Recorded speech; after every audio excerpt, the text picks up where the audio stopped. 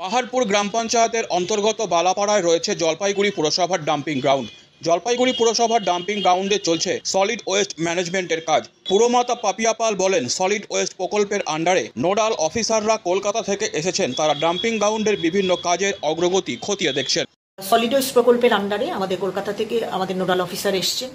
ওনারা মাঝে মাঝে এটা এসে দেখছেন আমাদের বালাপাড়ায় যে প্রজেক্টের কাজ চলছে সেটা কতটা ত্বরান্বিত হয়েছে, কি হয়েছে, গ্রাউন্ড লেভেলের কাজটা কতটা আমরা অগ্রাধিকার দিয়ে করতে পেরেছি, সেগুলো একটা জাস্ট সার্ভে করতে ওনারা আজকে এসছেন। ওনারা আগামীকাল, আজকে এবং আগামীকাল ওনারা দেখবেন সেই বালাপাড়া ডাম্পিং গ্রাউন্ডে কতটা আমরা কাজের প্রক্রিয়া অগ্রগতি।